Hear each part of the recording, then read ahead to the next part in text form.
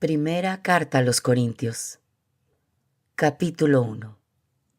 De Pablo, apóstol de Cristo Jesús, por decisión de Dios que lo ha llamado, y de Sóstenes, nuestro hermano, a la iglesia de Dios que está en Corinto, a ustedes que Dios santificó en Cristo Jesús, pues fueron llamados a ser santos con todos aquellos que por todas partes invocan el nombre de Cristo Jesús, Señor nuestro y de ellos. Reciban bendición y paz de Dios Padre y de Cristo Jesús el Señor.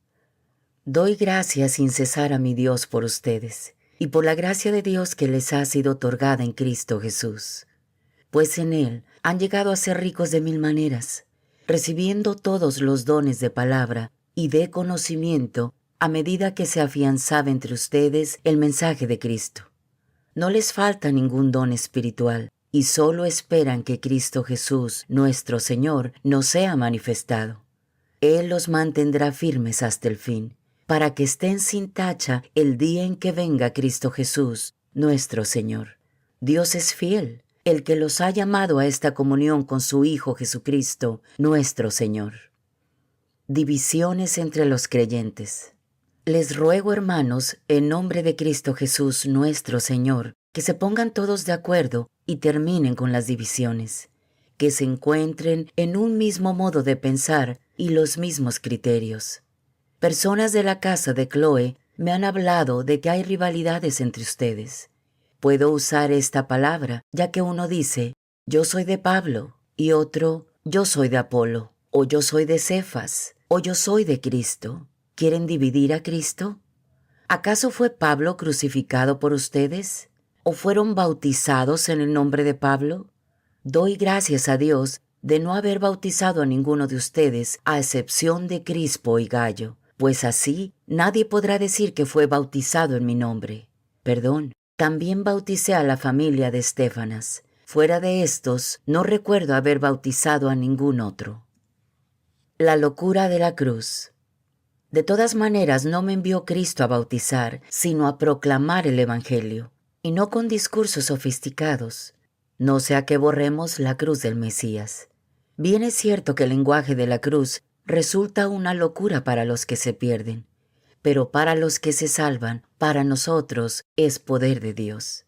Ya lo dijo la Escritura, destruiré la sabiduría de los sabios y haré fracasar la pericia de los instruidos. Sabios, entendidos, teóricos de este mundo, ¿cómo quedan puestos? ¿Y la sabiduría de este mundo? Dios la dejó como loca, pues el mundo con su sabiduría no reconoció a Dios cuando ponía por obra su sabiduría. Entonces a Dios le pareció bien salvar a los creyentes con esta locura que predicamos. Mientras los judíos piden milagros y los griegos buscan el saber, nosotros proclamamos a un Mesías crucificado. Para los judíos, qué escándalo, y para los griegos, qué locura. Pero para los que Dios ha llamado, judíos o griegos, este Mesías es fuerza de Dios y sabiduría de Dios, pues las locuras de Dios tienen más sabiduría que los hombres, y la debilidad de Dios es más fuerte que los hombres. Fíjense, hermanos, en su propia condición. ¿Cuántos de ustedes tienen el saber humano o son de familias nobles e influyentes? Dios ha elegido lo que el mundo considera necio para avergonzar a los sabios, y ha tomado lo que es débil en este mundo para confundir lo que es fuerte. Dios ha elegido lo que es común y despreciado en este mundo, lo que es nada, para reducir a la nada lo que es. Y así, ningún mortal podrá alabarse a sí mismo ante Dios. Por gracia de Dios, ustedes están en Cristo Jesús. Él ha pasado a ser sabiduría nuestra, venida de Dios, y nuestro mérito y santidad, y el precio de nuestra libertad. Así está escrito, el que se gloríe en el Señor.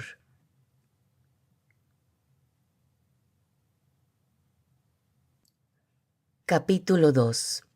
Pues yo, hermanos, cuando fui a ustedes para darles a conocer el proyecto misterioso de Dios, no llegué con oratoria ni grandes teorías. Con ustedes decidí no conocer más que a Jesús, el Mesías, y un Mesías crucificado. Yo mismo me sentí débil ante ustedes, tímido y tembloroso. Mis palabras y mi mensaje no contaron con los recursos de la oratoria, sino con manifestaciones de espíritu y poder, para que su fe se apoyara no en sabiduría humana, sino en el poder de Dios. El Espíritu nos enseña la sabiduría. Es verdad que con los perfectos hablamos de sabiduría, pero es una sabiduría que no procede de este mundo ni de sus poderes, que están para desaparecer. Enseñamos el misterio de la sabiduría divina, el plan secreto que estableció Dios desde el principio para llevarnos a la gloria. Esta sabiduría no fue conocida por ninguna de las cabezas de este mundo, pues de haberla conocido, no habrían crucificado al Señor de la gloria. Recuerden la Escritura: ni ojo vio, ni oído oyó, ni por mente humana han pasado las cosas que Dios ha preparado para los que lo aman. Pero a nosotros nos lo reveló Dios por medio de su Espíritu, pues el Espíritu escudriña todo, hasta las profundidades de Dios. En efecto, nadie nos conoce como nuestro Espíritu, porque está en nosotros. De igual modo, solo el Espíritu de Dios conoce las cosas de Dios, y nosotros no hemos recibido el Espíritu del mundo, sino el Espíritu que viene de Dios, y por él entendemos lo que Dios nos ha regalado. Hablamos pues de esto, no con los términos de la sabiduría humana, sino con los que nos enseña el Espíritu, expresando realidades espirituales para quienes son espirituales. El que se queda al nivel de la psicología no acepta las cosas del Espíritu.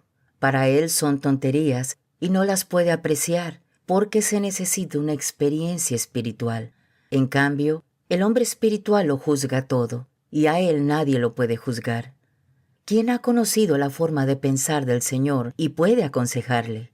Y precisamente nosotros tenemos la forma de pensar en Cristo.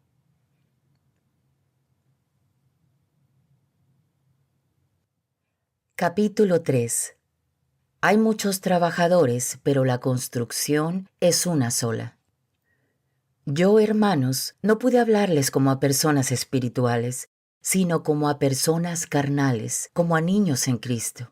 Les di leche y no alimento sólido porque no estaba a su alcance ni siquiera ahora, pues continúan siendo carnales. ¿No hay rivalidades y envidias entre ustedes? Entonces son carnales y se portan como la otra gente. Mientras uno dice, yo soy de Pablo, y otro, yo soy de Apolo, ¿no son ustedes gente común y corriente? ¿Qué es Apolo? ¿Qué es Pablo? Son servidores que recibieron de Dios dones diferentes y por medio de los cuales ustedes llegaron a la fe. Yo planté, Apolo regó, pero el que hizo crecer fue Dios. De modo que el que planta no es algo, ni tampoco el que riega, sino Dios que hace crecer. El que planta y el que riega están en la misma situación, y Dios pagará a cada uno según su trabajo. Nosotros trabajamos con Dios y para Él, y ustedes son el campo de Dios y la construcción de Dios. Yo puse los cimientos como buen arquitecto, pues recibí ese talento de Dios, y otro construye encima. Que cada uno, sin embargo, se pregunte cómo construye encima. Pues nadie puede cambiar la base, ya está puesta, y es Cristo Jesús. Sobre este cimiento se puede construir con oro, plata, piedras preciosas, madera, caña o paja. Un día se verá el trabajo de cada uno. Se hará público en el día del juicio, cuando todo sea probado por el fuego.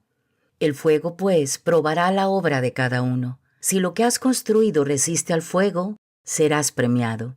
Pero si la obra se convierte en cenizas, el obrero tendrá que pagar. Se salvará, pero como a través del fuego. ¿No saben que son templo de Dios y que el Espíritu de Dios habita en ustedes? Si alguno destruye el templo de Dios, Dios lo destruirá a él. El templo de Dios es sagrado y ese templo son ustedes. No dividan a la iglesia, que nadie se engañe. Si uno es sabio según el mundo y pasa por tal entre ustedes, que se haga tonto y llegará a ser sabio. Porque la sabiduría de este mundo es tontería a los ojos de Dios. Ya lo dijo la Escritura. Dios atrapa a los sabios en su propia sabiduría. Y también el Señor conoce los argumentos de los sabios y sabe que no valen nada. Así que no se sientan orgullosos de sus grandes hombres. Piensen que todo es para ustedes. Pablo, Apolo, Cefas, el mundo, la vida, la muerte, lo presente y lo futuro, todo es de ustedes, y ustedes son de Cristo, y Cristo es de Dios.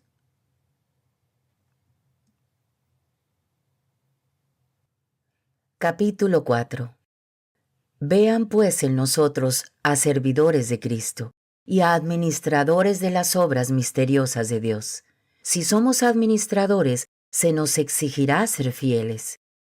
Pero a mí no me importa lo más mínimo cómo me juzgan ustedes o cualquier autoridad humana, y tampoco quiero juzgarme a mí mismo.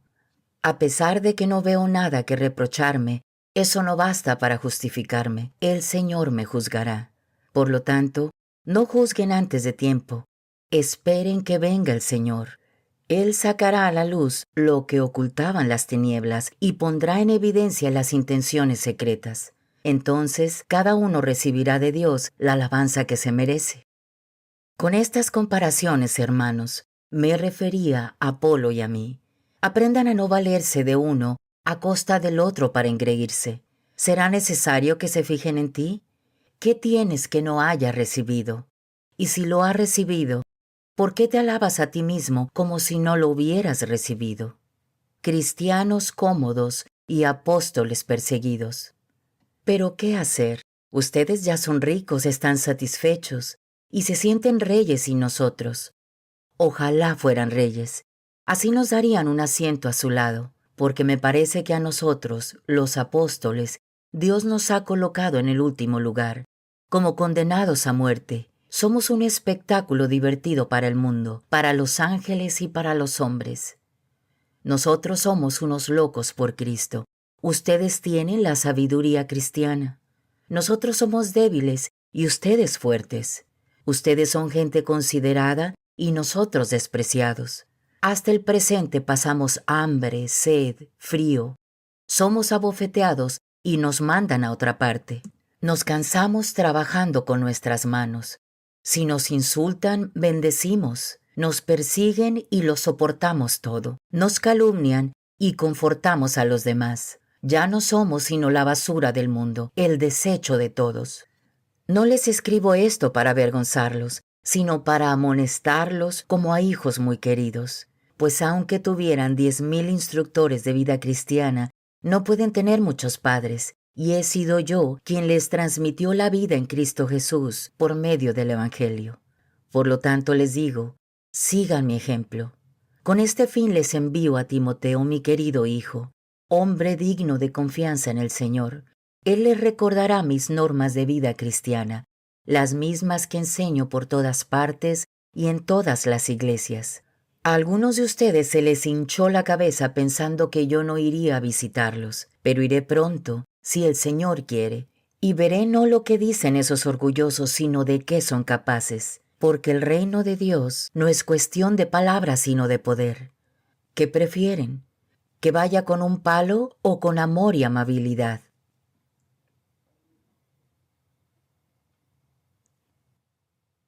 Capítulo 5. Un caso de excomunión. De hecho, se habla de inmoralidad sexual entre ustedes, y de un caso tal que ni siquiera se da entre los paganos. Uno de ustedes convive con su propia madrastra, y ustedes se sienten orgullosos. Más bien tendrían que estar de duelo y expulsar de entre ustedes a ese pecador. Sepan que ya he juzgado al culpable como si estuviese presente, pues estoy ausente en cuerpo, pero presente en espíritu. Reunidos ustedes y mi espíritu, en el nombre de nuestro Señor Jesús, y con su poder, entreguen ese hombre a Satanás, que lo pierda todo, pero que se salve el espíritu en el día del juicio. ¿No es este el momento para sentirse orgullosos? ¿No saben que un poco de levadura hace fermentar toda la masa? Echen fuera la vieja levadura y purifíquense. Ustedes han de ser una masa nueva, pues si Cristo es para nosotros la víctima pascual, ustedes son los panes sin levadura.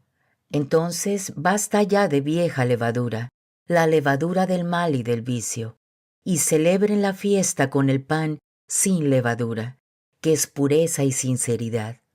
En mi carta les decía que no tuvieran trato con la gente de mala conducta.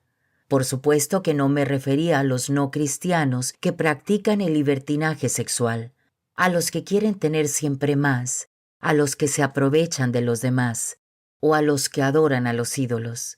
De ser así, ustedes tendrían que salir de este mundo. Yo les decía que no tuvieran trato con quienes, llamándose hermanos, se convierten en inmorales, explotadores, adoradores de ídolos, chismosos, borrachos o estafadores. Ni siquiera deben comer con ellos. Yo no tengo por qué juzgar a los que están fuera, pero ¿no son ustedes quienes deben juzgar a los que están dentro? Dejen que Dios juzgue a los que están fuera, pero ustedes saquen al perverso de entre ustedes.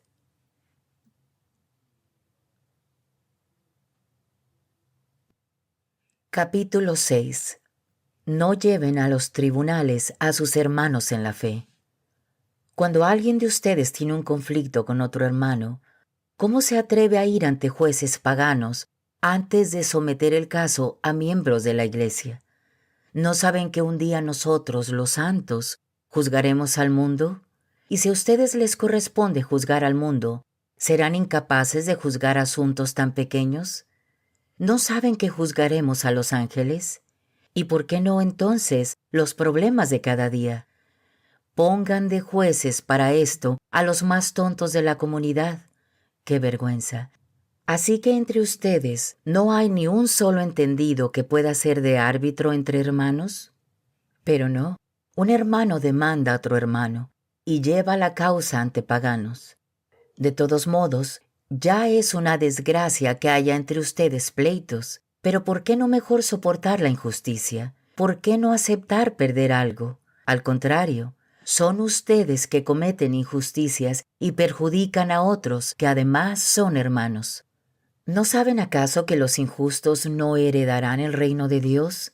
No se engañen, ni los que tienen relaciones sexuales prohibidas, ni los que adoran a los ídolos, ni los adúlteros, ni los homosexuales y los comodones, ni los ladrones, ni los que tienen nunca bastante, ni los borrachos, ni los chismosos, ni los que se aprovechan de los demás heredarán el reino de Dios. Tal fue el caso de algunos de ustedes, pero han sido lavados, han sido santificados y rehabilitados por el nombre de Cristo Jesús el Señor y por el Espíritu de nuestro Dios. Sobre el libertinaje sexual. Todo me está permitido, pero no todo me conviene. Todo me está permitido, pero no me haré esclavo de nada. La comida es para el estómago, y el estómago para la comida. Tanto el uno como la otra son cosas que Dios destruirá. En cambio, la persona no es para la prostitución, sino para el Señor, y el Señor es para la persona. Y Dios que resucitó al Señor, nos resucitará también a nosotros con su poder. ¿No saben que sus cuerpos son miembros de Cristo? ¿Puedo entonces tomar sus miembros a Cristo para ser los miembros de una prostituta? Ni pensarlo, pues ustedes saben bien que el que se une a una prostituta se hace un solo cuerpo con ella. La Escritura dice, los dos serán una sola carne. En cambio, el que se une al Señor se hace un solo espíritu con Él. Huyan de las relaciones sexuales prohibidas. Cualquier otro pecado que alguien cometa queda fuera de su cuerpo, pero el que tiene esas relaciones sexuales peca contra su propio cuerpo. ¿No saben que su cuerpo es templo del Espíritu Santo, que han recibido de Dios y que está en ustedes? Ya no se pertenecen a sí mismos. Ustedes han sido comprados a un precio muy alto. Procuren, pues, que sus cuerpos sirvan a la gloria de Dios.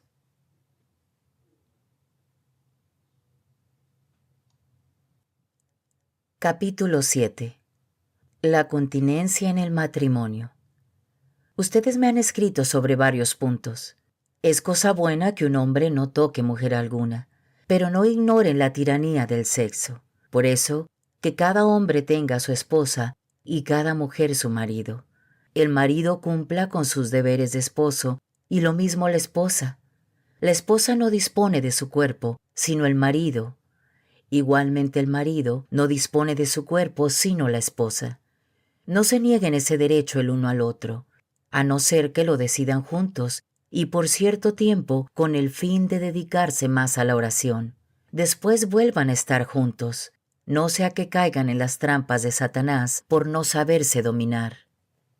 Lo que les digo es a modo de consejo, no estoy dando órdenes.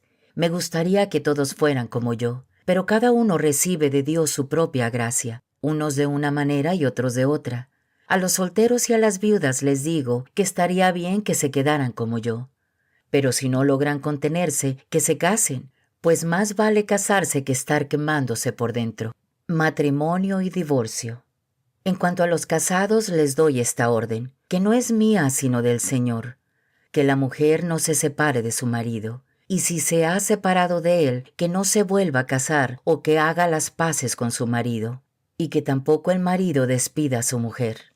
A los demás les digo, como cosa mía y no del Señor, si algún hermano tiene una esposa que no es creyente, pero acepta vivir con él, que no la despida.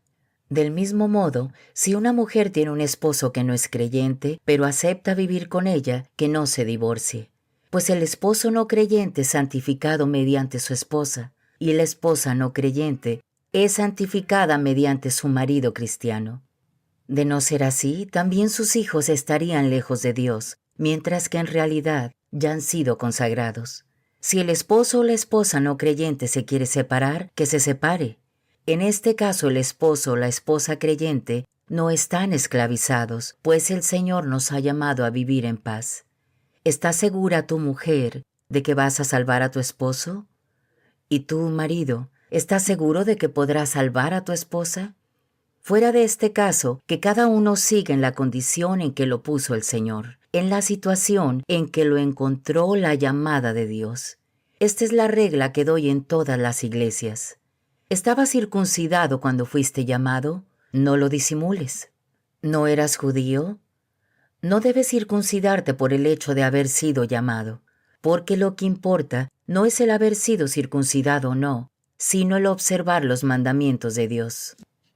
Que cada uno, pues, permanezca en la situación en que estaba cuando fue llamado. ¿La llamada de Dios te lanzó siendo esclavo? No te preocupes, pero si puedes conseguir la libertad, no dejes pasar esa oportunidad. El que recibió la llamada del Señor siendo esclavo es un cooperador libre del Señor, y el que fue llamado siendo libre se hace esclavo de Cristo. Ustedes han sido comprados a un precio muy alto. No se hagan esclavos de otros hombres.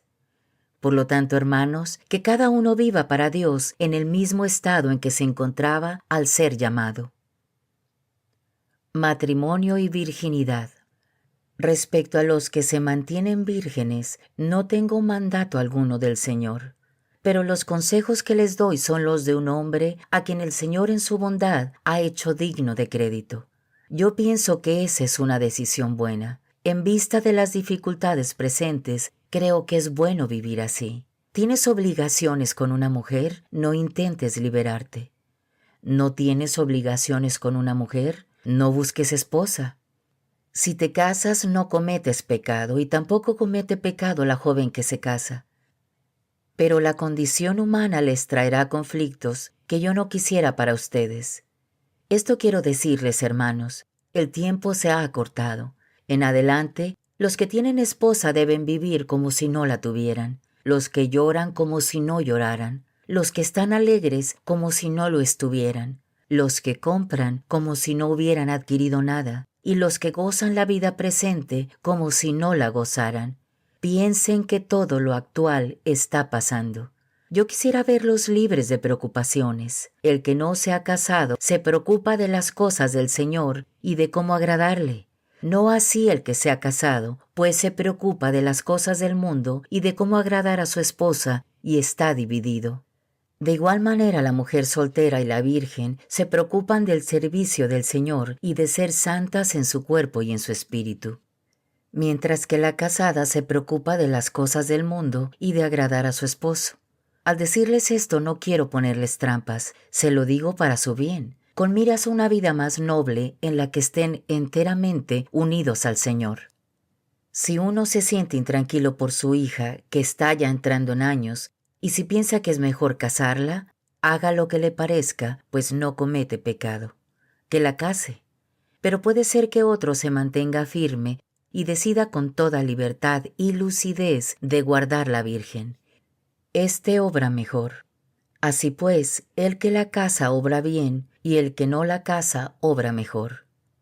La mujer está ligada a su marido mientras éste vive, pero si se muere queda libre y puede casarse con quien desee, siempre que sea un matrimonio cristiano. De todos modos será más feliz si permanece sin casarse. Este es mi consejo. Y creo que yo también tengo el Espíritu de Dios.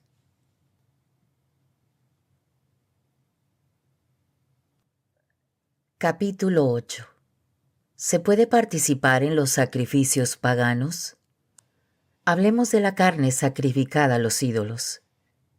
Todos, por supuesto, hemos alcanzado el saber, pero el saber infla al hombre, mientras que el amor edifica. El que cree que sabe algo, todavía no se sabe qué es conocer. Pero si uno ama a Dios, éste ha sido conocido por Dios. Entonces, ¿se puede comer carne sacrificada a los ídolos? Sabemos que un ídolo no es nada en realidad y que no hay más Dios que el único. Ciertamente la gente habla de dioses en el cielo o en la tierra, y en ese sentido hay muchos dioses y señores. Pero para nosotros hay un solo Dios, el Padre. Todo viene de Él y nosotros vamos hacia Él. Y hay un solo Señor, Cristo Jesús. Todo depende de Él y de Él dependemos nosotros. Pero no todos tienen este conocimiento. Algunos estaban acostumbrados hasta hace poco que para ellos comer lo que se ofreció al ídolo es como sacrificar al ídolo, y con esto manchan su conciencia poco formada. Ciertamente no es un alimento el que nos hará agradables a Dios. De comerlo no será grande el provecho, y de no comer no nos faltará. Cuídense pues de que el uso de su libertad no haga caer a los débiles. Si uno de ellos te ve a ti con tu buen conocimiento, sentado a la mesa en un salón del templo, su conciencia poco formada se dejará arrastrar y comerá también él esa carne. Y así el débil, ese hermano por quien Cristo murió, se pierde a causa de tu saber. Cuando ustedes ofenden a sus hermanos, hiriendo las conciencias que son todavía débiles, pecan contra el mismo Cristo.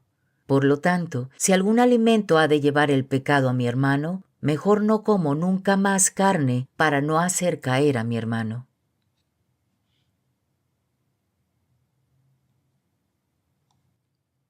Capítulo 9. Saber renunciar a los propios derechos. ¿No soy yo acaso libre? ¿No soy yo un apóstol? ¿No he visto a Jesús, nuestro Señor, y no son ustedes mi obra en el Señor? Aunque otros no me reconozcan como apóstol, para ustedes lo soy, y ustedes son en el Señor la prueba de que hago obra de apóstol. Escuchen, pues, lo que replico a quienes me critican. ¿No tenemos acaso derecho a que nos den de comer y de beber? ¿No tenemos derecho a que nos acompañe en nuestros viajes alguna mujer hermana como hacen los demás apóstoles y los hermanos del Señor y el mismo Cefas? ¿Solamente a Bernabé y a mí nos negarán el derecho a no trabajar? ¿Qué soldado va a la guerra a sus propias expensas? ¿Quién planta una viña y no come de sus frutos? ¿Quién cuida ovejas y no se alimenta con la leche del rebaño? Esto que les recuerdo no son solamente costumbres del mundo, pues la ley dice lo mismo. En efecto, en la ley de Moisés está escrito: no pongas bozal al buey que trilla. ¿Creen que Dios se preocupa de los bueyes? No, eso ha sido escrito para nosotros. A nosotros se refiere la Escritura cuando dice que el labrador espera algo de su trabajo y que el que trilla tendrá parte en la cosecha. Si nosotros hemos sembrado en ustedes riquezas espirituales, ¿será mucho que cosechemos entre ustedes algunas cosas de este mundo? Si otros compartieron lo que ustedes tenían, con mayor razón lo podíamos hacer nosotros. Pero no hicimos uso de este derecho y lo soportamos todo para no crear obstáculos al Evangelio de Cristo. ¿No saben que los que trabajan en el servicio sagrado son mantenidos por el templo? Y los que sirven al altar reciben su parte de lo que ha sido ofrecido sobre el altar. El Señor ha ordenado de igual manera que los que anuncian el Evangelio vivan del Evangelio. Pero yo no he hecho uso de tales derechos, ni tampoco les escribo ahora para reclamarles nada, antes morir. Eso es para mí una gloria que nadie me podrá quitar. Pues, ¿cómo podría alardear de que anuncio el Evangelio? Estoy obligado a hacerlo, y pobre de mí si no proclamo el Evangelio. Si lo hiciera por decisión propia, podría esperar recompensa, pero si fue a pesar mío, no queda más que cumplir. Entonces, ¿cómo podré merecer alguna recompensa?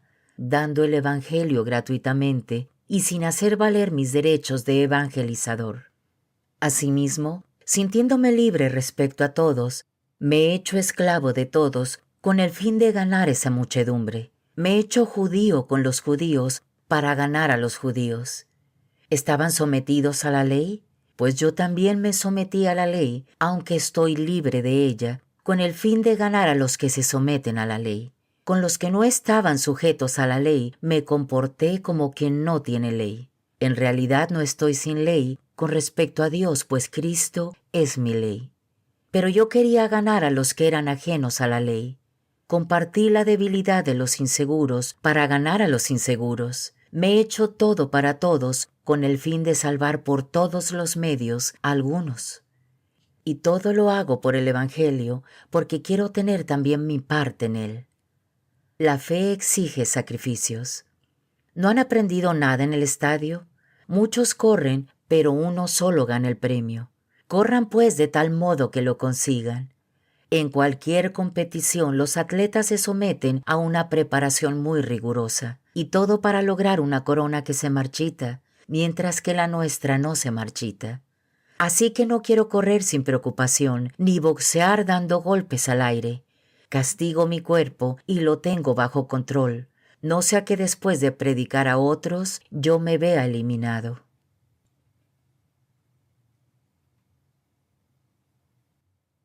Capítulo 10. Les recordaré, hermanos, lo que ocurrió a nuestros antepasados. Todos estuvieron bajo la nube y todos atravesaron el mar. Todos recibieron ese bautismo de la nube y del mar, para que así fueran el pueblo de Moisés. Y todos comieron del mismo alimento espiritual y bebieron la misma bebida espiritual. El agua brotaba de una roca espiritual que los seguía, y la roca era Cristo. Sin embargo, la mayoría de ellos no agradaron a Dios, y sus cuerpos quedaron en el desierto.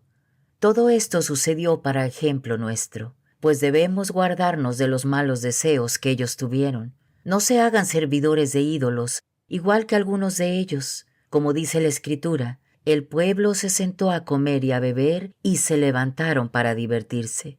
No caigan en la prostitución, como muchos de ellos lo hicieron, y en un solo día cayeron muertos 23,000. No tentemos al Señor, como algunos de ellos lo tentaron y perecieron mordidos por las serpientes. Tampoco se quejen contra Dios, como se quejaron muchos de ellos, y fueron eliminados por el ángel exterminador. Todo lo que les sucedió tenía valor de ejemplo, y fue escrito para instruir a los que vendrían en los últimos tiempos, es decir, a nosotros. Así pues, el que crea estar en pie, tenga cuidado de no caer. De hecho, ustedes todavía no han sufrido más que pruebas muy ordinarias. Pero Dios es fiel y no permitirá que sean tentados por encima de sus fuerzas. En el momento de la tentación les dará fuerza para superarla. Por lo tanto, hermanos muy queridos, huyan del culto a los ídolos. Les hablo como a personas sensatas. Juzguen ustedes mismos lo que voy a decir. La copa de bendición que bendecimos, ¿no es comunión con la sangre de Cristo? Y el pan que partimos, ¿no es comunión con el cuerpo de Cristo? Así, siendo muchos, formamos un solo cuerpo, porque el pan es uno y todos participamos del mismo pan. Fíjense en los israelitas. Para ellos comer de las víctimas es entrar en comunión con su altar. Con esto no quiero decir que la carne ofrecida al ídolo sea realmente consagrada o que el ídolo sea algo. Pero los sacrificios de los paganos van ofrecidos a los demonios y no a Dios, y no quiero que ustedes entren en comunión con los demonios. No pueden beber al mismo tiempo de la copa del Señor y de la copa de los demonios, ni pueden tener parte en la mesa del Señor y en la mesa de los demonios. ¿Queremos provocar acaso los celos del Señor? ¿Seremos acaso más fuertes que Él? Soluciones prácticas. Todo está permitido, pero no todo me conviene. Todo está permitido, pero no todo me hace bien. Que cada uno piense no en sí, sino en los demás.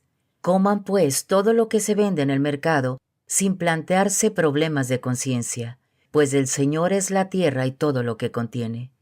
Si alguien que no comparte la fe los invita, vayan, si quieren, y coman de todo lo que les sirvan, sin plantearse problemas de conciencia. Pero si alguien les dice, esa es carne sacrificada a los ídolos, no coman. Piensen en el que les advirtió y respeten su conciencia. He dicho su conciencia, no la tuya. ¿Será conveniente que yo haga uso de mi libertad para traerme los reproches de otra conciencia? ¿Será correcto que yo me beneficie de los dones de Dios y le dé gracias si va a ser malinterpretado? Por lo tanto, ya coman, beban o hagan lo que sea, háganlo todo para gloria de Dios. No den escándalo ni a los judíos, ni a los griegos, ni a la iglesia de Dios. Hagan como yo, que no busco mi propio interés, sino el de los demás, es decir, su salvación, y me esfuerzo por complacer a todos.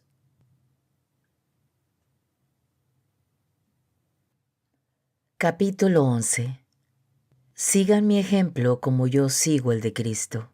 El velo de las mujeres. Les alabo porque me son fieles en todo y conservan las tradiciones tal como yo se las he transmitido. Pero quiero recordarles que la cabeza de todo varón es Cristo, y la cabeza de la mujer es el varón, y la cabeza de Cristo es Dios. Si un varón ora o profetiza con la cabeza cubierta, deshonra su cabeza. En cambio, la mujer que ora o profetiza con la cabeza descubierta falta al respeto a su cabeza. Sería igual si se cortase el pelo al rape. ¿No quiere cubrirse el pelo? Que se lo corte al rape. ¿Que le da vergüenza andar con el pelo cortado al rape? Pues que se ponga el velo. El varón no debe cubrirse la cabeza porque es imagen y reflejo de Dios, mientras que la mujer es reflejo del hombre. El varón no procede de la mujer, sino la mujer del varón. Tampoco fue creado el varón con miras a la mujer, sino la mujer con miras al varón. La mujer, pues, debe llevar sobre la cabeza el signo de su dependencia. De lo contrario, ¿qué pensarían los ángeles? Bien es verdad que en el Señor ya no se puede hablar del varón sin la mujer, ni de la mujer sin el varón. Pues si Dios ha formado a la mujer del varón, éste a su vez nace de la mujer, y ambos vienen de Dios. Juzguen ustedes mismos. ¿Les parece decente que la mujer ore a Dios con la cabeza descubierta?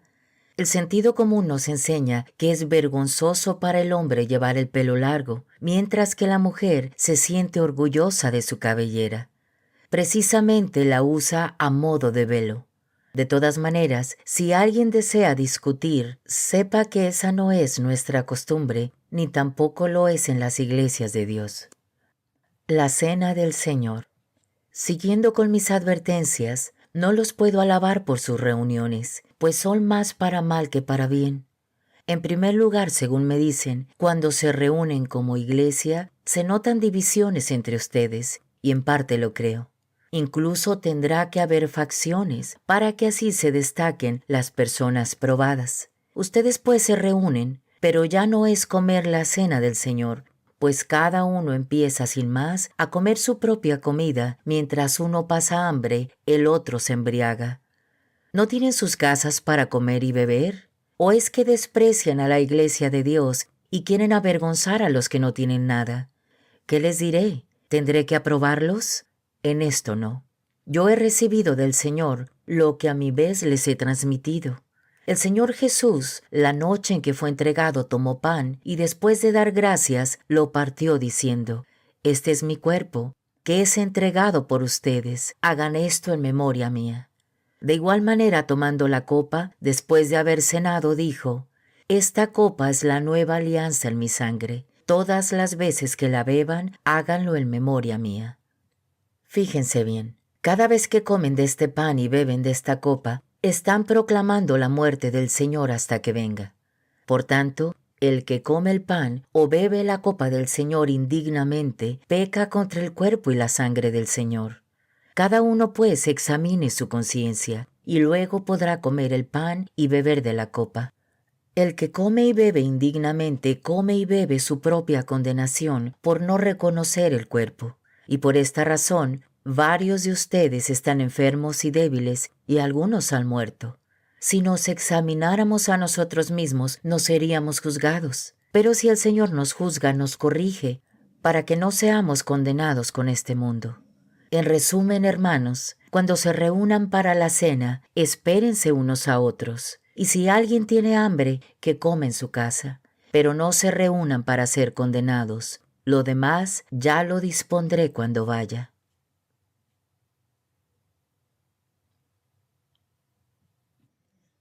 Capítulo 12. Dones espirituales y armonía. Ahora, hermanos, les recordaré lo siguiente respecto a los dones espirituales. Cuando aún eran paganos, se volvían frenéticos ante sus ídolos inertes. Ahora les digo que ninguno puede gritar, «Maldito sea Jesús», si el Espíritu es de Dios, y nadie puede decir, «Jesús es el Señor», sino con un Espíritu Santo. Hay diferentes dones espirituales, pero el Espíritu es el mismo. Hay diversos ministerios, pero el Señor es el mismo. Hay diversidad de obras, pero es el mismo Dios quien obra todo en todos. La manifestación del Espíritu que a cada uno se le da es para provecho común. A uno se le da por el Espíritu palabra de sabiduría, a otro palabra de conocimiento según el mismo Espíritu, a otro el don de la fe por el Espíritu, a otro el don de hacer curaciones por el único Espíritu, a otro poder de hacer milagros, a otro profecía, a otro reconocimiento de lo que viene del bueno o del mal espíritu, a otro hablar en lenguas, a otro interpretar lo que se dijo en lenguas. Y todo esto es obra del mismo y único Espíritu, que da a cada uno como quiere. La comparación del cuerpo. Las partes del cuerpo son muchas, pero el cuerpo es uno. Por muchas que sean las partes, todas forman un solo cuerpo. Así también Cristo. Hemos sido bautizados en el único Espíritu para que formáramos un solo cuerpo, ya fuéramos judíos o griegos, esclavos o libres, y todos hemos bebido del único Espíritu. Un solo miembro no basta para formar un cuerpo, sino que hacen falta muchos. Supongan que diga el pie, no soy mano, y por lo tanto yo no soy del cuerpo. No por eso deja de ser parte del cuerpo. O también que la oreja diga, ya que no soy ojo, yo no soy del cuerpo. Tampoco por eso deja de ser parte del cuerpo. Si todo el cuerpo fuera ojo, ¿cómo podríamos oír? Y si todo el cuerpo fuera oído, ¿cómo podríamos oler? Dios ha dispuesto los diversos miembros, colocando cada uno en el cuerpo como ha querido. Si todos fueran el mismo miembro, ¿dónde estaría el cuerpo? Pero hay muchos miembros y un solo cuerpo.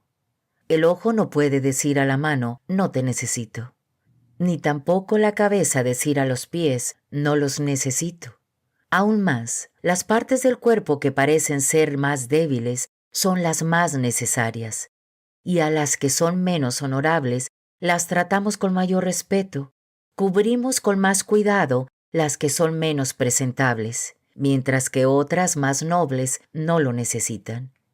Dios, al organizar al cuerpo, tuvo más atenciones por lo que era último, para que no se dividiera el cuerpo. Todas sus partes han de tener la misma preocupación unas por otras. Si un miembro sufre, todos sufren con él. Y si un miembro recibe honores, todos se alegran por él. Ustedes son el cuerpo de Cristo, y cada uno en su lugar es parte de él.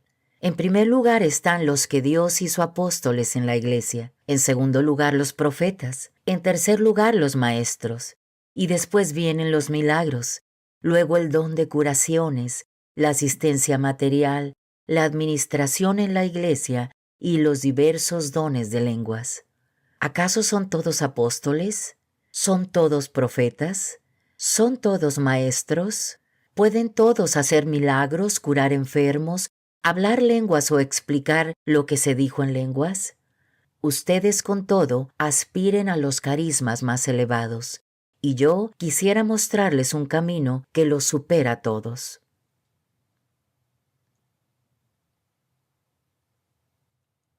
Capítulo 13.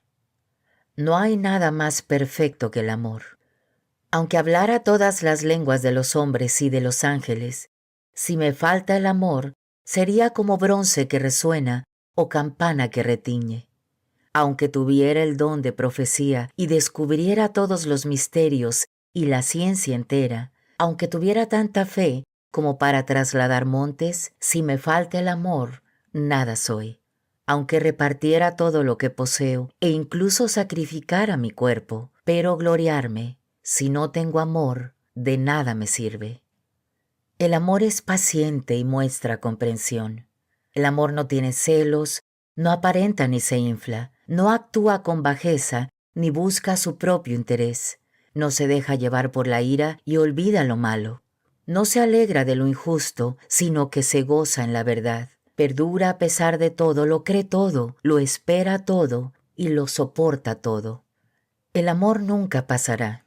Las profecías perderán su razón de ser, callarán las lenguas, y ya no servirá el saber más elevado, porque este saber queda muy imperfecto, y nuestras profecías también son algo muy limitado.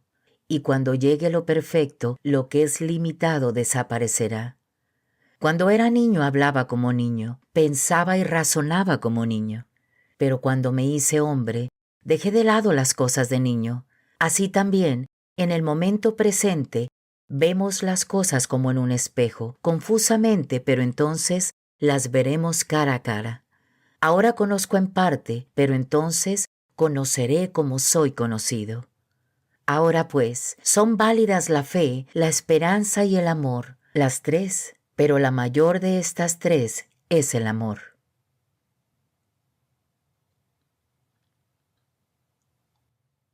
Capítulo 14.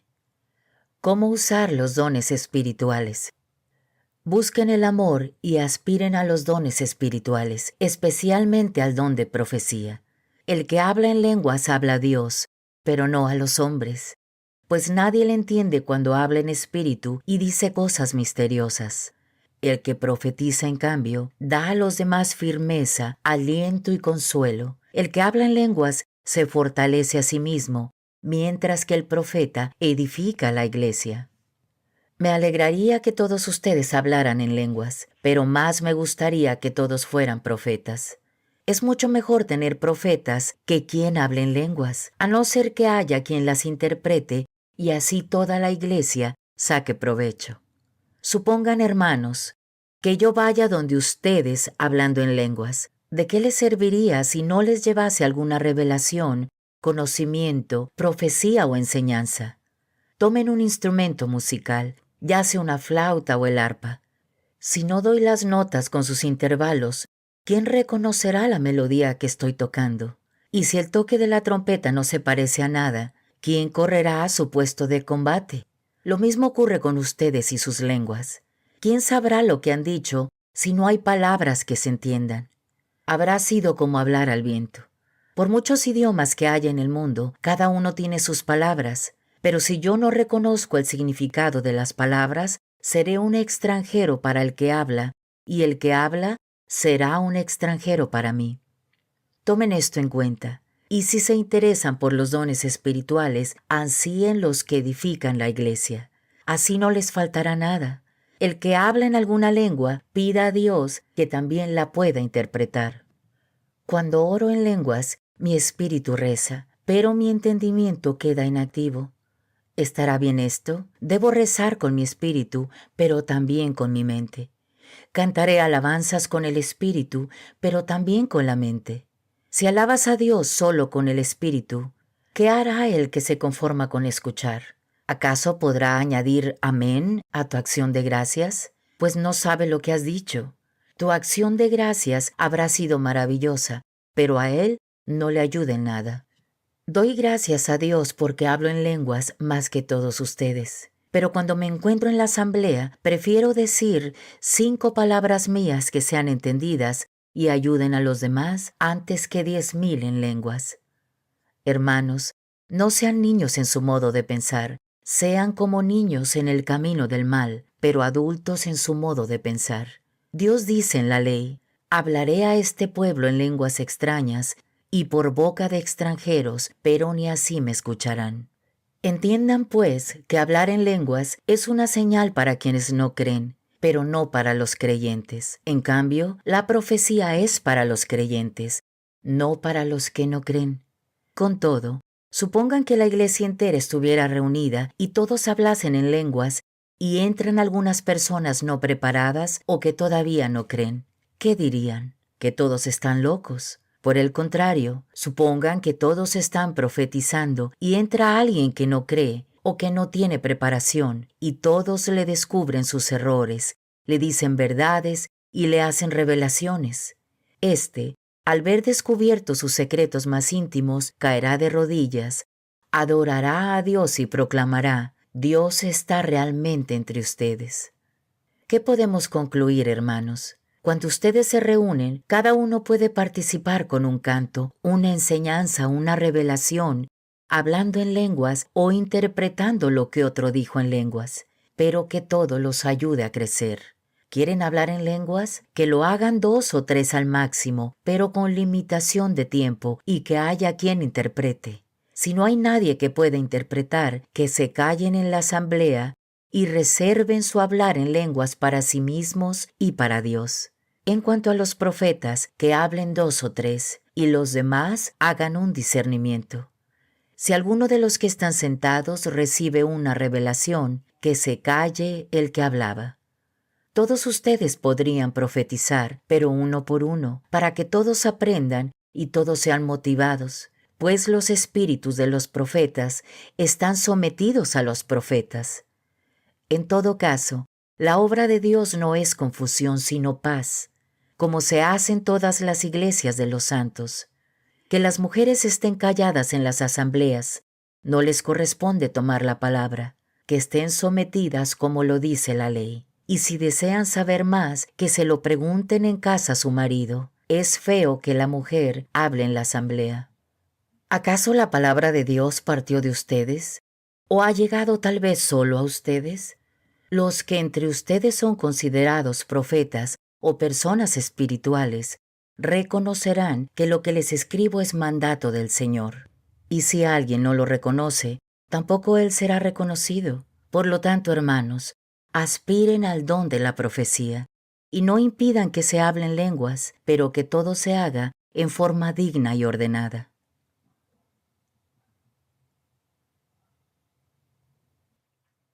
Capítulo 15. Es cierto que Cristo resucitó. Quiero recordarles, hermanos, la buena nueva que les anuncié. Ustedes la recibieron y perseveran en ella, y por ella se salvarán si la guardan tal como yo se la anuncié, a no ser que hayan creído cosas que no son. En primer lugar les he transmitido esto, tal como yo mismo lo recibí: que Cristo murió por nuestros pecados, como dicen las Escrituras, que fue sepultado, que resucitó al tercer día, también según las Escrituras, que se apareció a Pedro y luego a los 12. Después se dejó ver por más de 500 hermanos juntos, algunos de los cuales ya han entrado en el descanso, pero la mayoría vive todavía.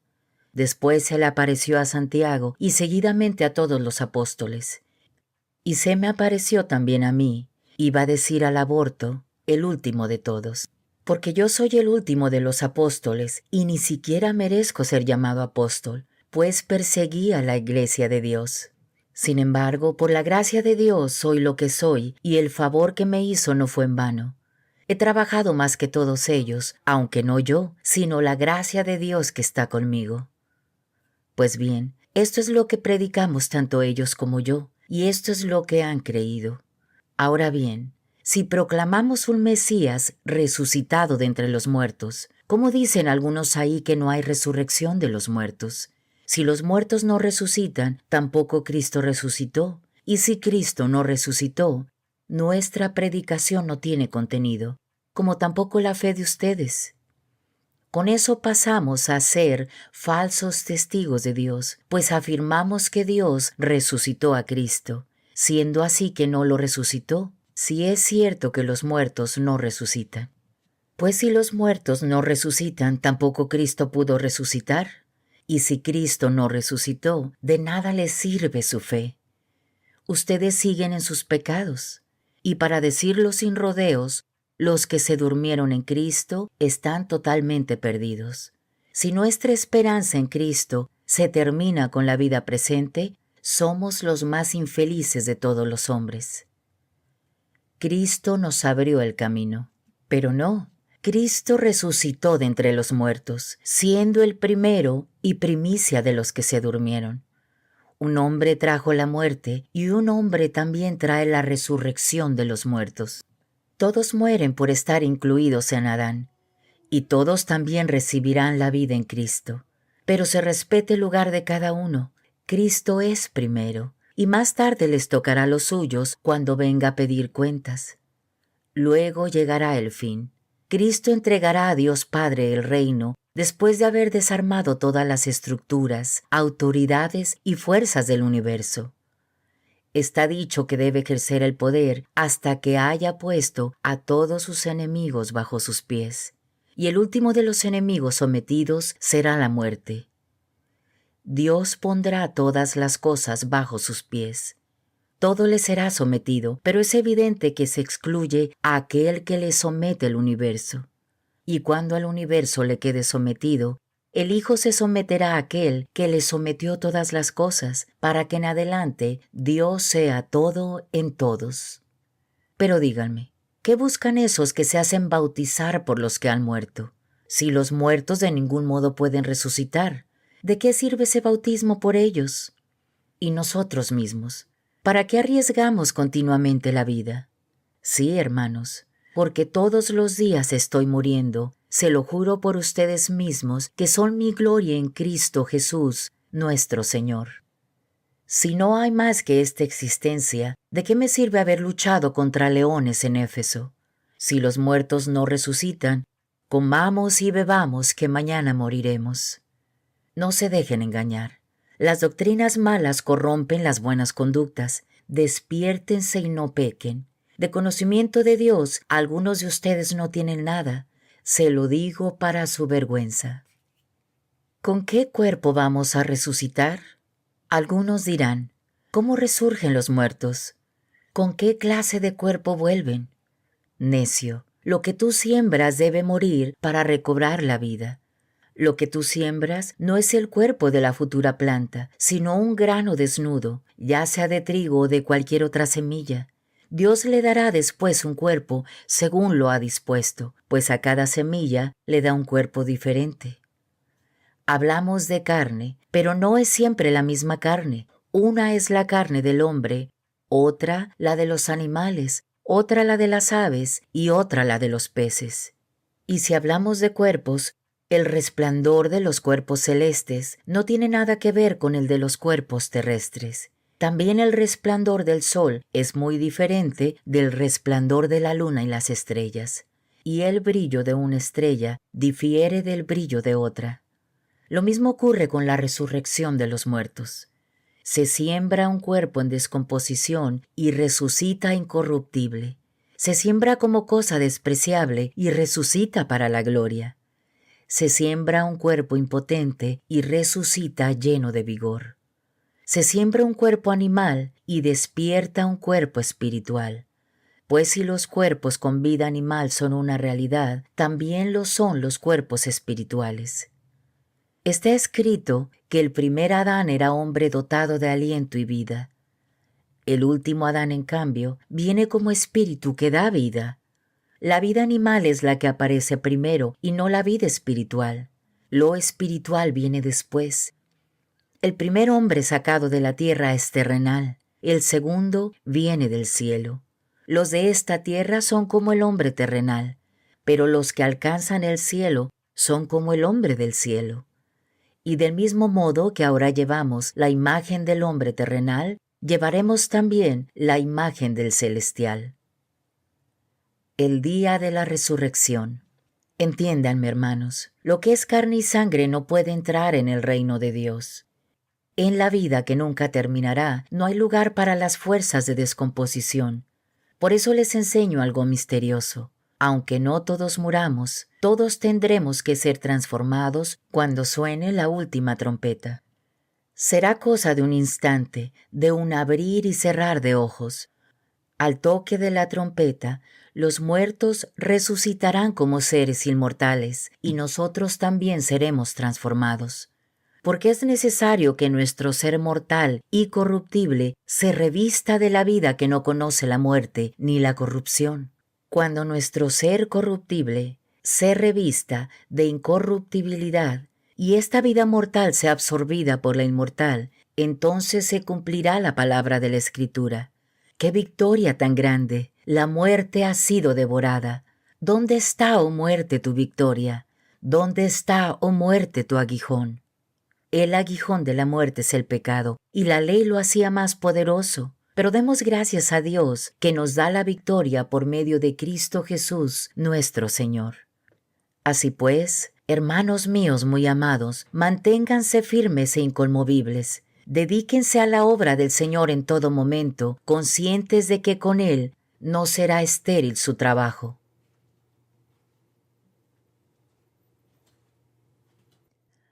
Capítulo 16. Recomendaciones y saludos.